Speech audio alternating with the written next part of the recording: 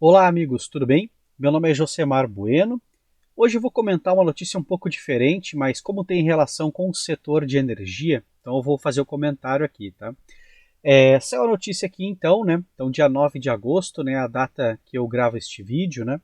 Então diz aqui, ó, Petrobras tem prejuízo de 2,6 bilhões, né, de reais e paga dividendos, né? Só que quando eu li isso aqui, não faz muito sentido, né? Eu vou explicar o porquê antes de ler aqui a notícia, né? Os dividendos, eles são o lucro de uma empresa, né? Então, você paga os impostos, né? Faz todo o balanço, paga tudo que tem que pagar, e aí o que sobra é o lucro, certo? Como você tem vários acionistas, você divide o lucro e paga o lucro, né? Então por isso que eles chamam de dividendos, né? Porque basicamente é a parte do acionista, né? Aí olha só que complicado isso aqui. Como a Petrobras ela teve um prejuízo, né? Ela não teria como, aliás, não teria lógica financeira. Qual lucro ela estaria dividindo aqui?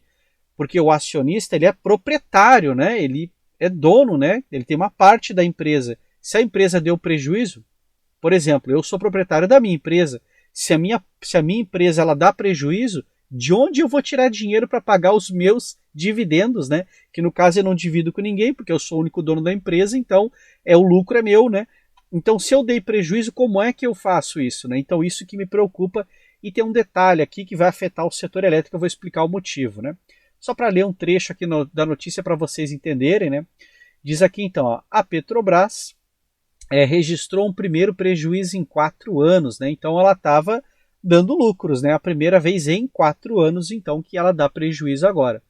Foram 2,6 bilhões no segundo trimestre, contra um lucro, né, de 28 em igual período do ano passado. Enquanto isso, vai pagar 13,6 bilhões em dividendos, né?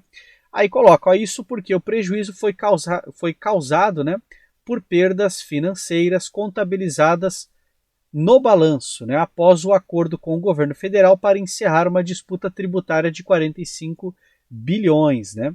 E aí, só para finalizar esse trecho, a empresa vai pagar 20 bilhões e o efeito sobre o balanço deste trimestre foi de 15,8 bilhões. Né? E o efeito no caixa foi mitigado no acordo, dado que parte será pago com depósitos judiciais já realizados, né, e a contabilidade de prejuízos acumulados de subsidiárias. Né. Bom, o que acaba acontecendo? Eu não vou ler toda a notícia aqui, né, você pode conferir no site da EPBR, né, vocês podem ver aqui no cantinho da tela, né. Mas o que me preocupa é o seguinte, né, como a Petrobras ela já vem trabalhando, né, com uma lógica de preço, digamos assim, fixo, né, e esse preço de venda do combustível ele está um pouco abaixo, né, do valor que deveria estar sendo vendido no mercado, e eles têm toda a explicação, né, da lógica, né, eles chamam de colchão de preços, né, que amortece as oscilações, porque lá no mercado internacional o preço sobe e desce todo dia, né, porque o preço é volátil. Né? Agora, dentro do Brasil, o que eles fazem então? Lá fora eles têm uma venda que o preço é volátil, mas aqui dentro eles estabilizam em um preço fixo. Né? O que acaba acontecendo? Você pode ter dois cenários, né? Um dos cenários é você pode estar praticando um preço acima da média de mercado ou abaixo da média de mercado, né? Tem a hipótese de praticar o preço na média, né? E você fica no 0 a 0 ali.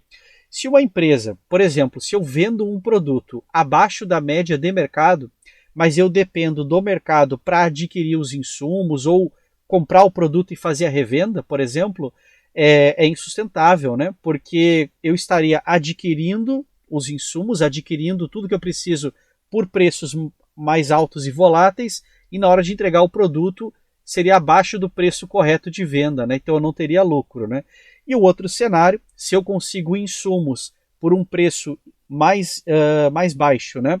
E eu consigo vender o meu produto por um preço mais alto do que o valor de custo, e aí, lógico, eu vou ter lucro, né? Ou seja, na hora que eu componho o preço, eu tenho que colocar o custo da produção, depois todo o custo tributário dos impostos, etc., né?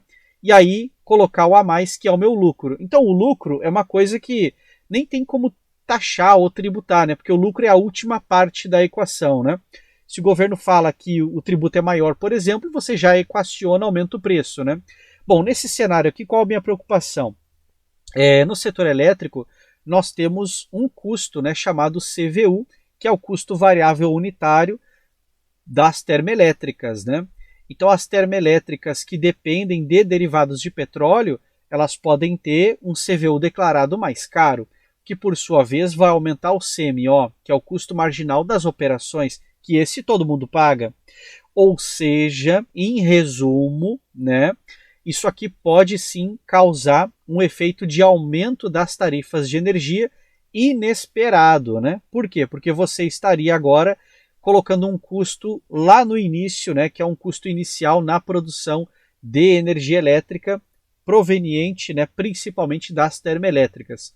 E também tem os efeitos secundários, né? Porque se o combustível ele fica mais caro, toda a base de preços aumenta no mercado, né? Porque tudo depende do combustível, né? Desde a prática simples, né, que é fazer o frete, né? Ou seja, o preço do combustível aumenta, o frete de tudo aumenta, né? Então todos os produtos aumentariam o preço também, porque na hora da distribuição, na hora da venda, o comerciante ele vai calcular os custos dele, o custo do frete mais alto, ele tem que aumentar o preço na gôndola, né? Ou seja, aumenta o preço lá.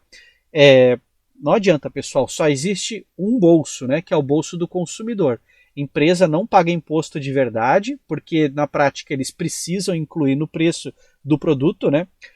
Existem produtos no Brasil que mais da metade do valor do produto é imposto, né? Se você pegar alguns produtos como cigarro, por exemplo, a taxa de imposto é super alta, né?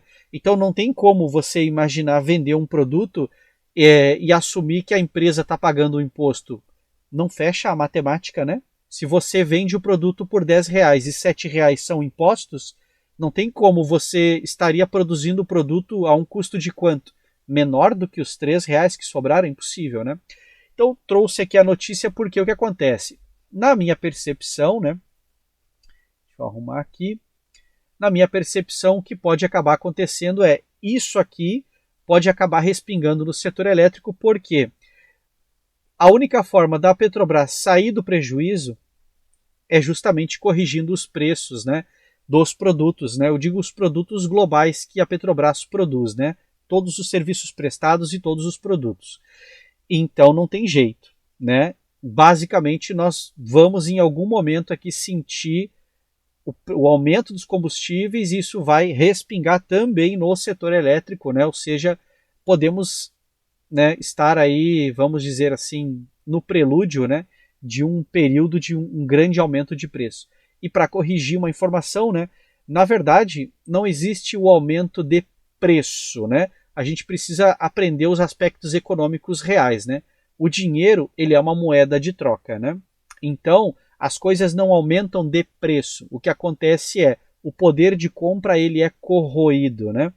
Porque você assume que um meio de troca você precisa prover mais, né, dinheiro, ou seja, mais um meio de troca maior para poder garantir os mesmos produtos e serviços, né? Então, na prática, você só usa o meio de troca porque não tem como você trocar diretamente um produto pelo outro, né?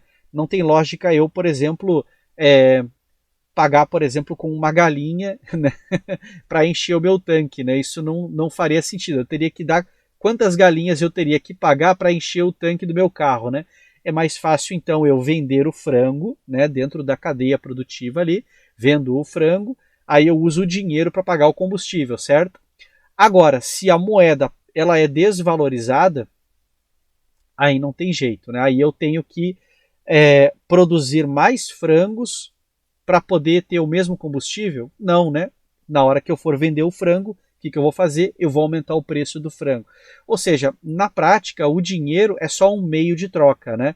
Se a gente corrói esse meio, eu preciso alargar. Por isso que eles falam em alargamento da base monetária, né? Bom, resumindo aqui, o que eu quero chegar é que teremos talvez aí um aumento de inflação pela técnica de mercado, né? Fazendo um cálculo frio matemático aqui, o Banco Central naturalmente aumenta a taxa de juros, não por um conceito emocional, mas porque é matemática básica, né? Você precisa corrigir nos juros, né? Os juros é o valor do dinheiro, é quanto custa o dinheiro, né? Você só vai vender dinheiro para alguém se esse te devolver mais dinheiro, né?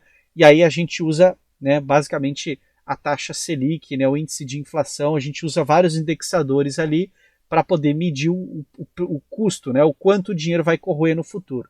E do jeito que anda aqui, vamos ter aí um aumento de preços, né, porque esse prejuízo não vai sarar sozinho, né? Como é que a gente conserta o prejuízo de uma empresa? Ela tem que aumentar o faturamento, certo? Se ela está praticando preços na hora de vender os produtos que estão abaixo do preço correto, o que é o preço correto? O preço precisa ser suficiente para cobrir os custos de produção, pagar todos os impostos e tributos e todos os encargos, tudo que tem, né, que é cobrado, e ainda precisa sobrar, tem que dar lucro, né? Senão os acionistas vão olhar e vão ver, bom, então eu vou vender as ações da Petrobras, né? Porque se eu coloquei o meu dinheiro, eu sou proprietário agora da empresa, e a empresa não se paga, né? Ou seja, não provém dinheiro dela, por que eu, como acionista, colocaria dinheiro aqui? Então é uma questão matemática, né? Ou seja, as ações da Petrobras precisam voltar a crescer, e para isso acontecer, ela precisa voltar a dar lucro, e para voltar a dar lucro, o único jeito é vender o produto dela e prestar os serviços que ela presta por um preço que tenha sentido econômico, né, que tenha lógica econômica. Qualquer coisa aí fora disso é total fora da realidade, né? É impossível você comprar algo, por exemplo, a R$ 10 e aí você ficar vendendo ou revendendo, né, por exemplo, R$ 9 ou R$ 8. Não tem lógica isso, né? Você faz a aquisição por um valor mais caro, você adquire os insumos, trabalha em cima do produto, gera um produto e na hora de vender, você vende por um valor que não paga a operação, né? Então, esse prejuízo aqui me preocupa, né? Porque não sei se isso aqui vai virar uma bola de neve, né? Ou seja, começar a dar prejuízos em sequência, sem parar agora, e aí alguma coisa vai ter que acontecer, né? Então, vamos lá. É isso aí, pessoal. Só quis comentar aqui a notícia porque pode ser que isso, né, talvez não aconteça, porque existem muitas térmicas que são a biomassa, por exemplo. O volume de térmicas também não é tão alto, né? Talvez não tenhamos um risco hidráulico tão alto. Então, tem todo um contexto aqui. Mas esse aqui já é uma pecinha do quebra-cabeça que chama a atenção. Vamos ver como serão as outras peças desse quebra-cabeça tarifário, né? Isso aí, pessoal. Então, um grande abraço a todos. Até o nosso próximo vídeo, né?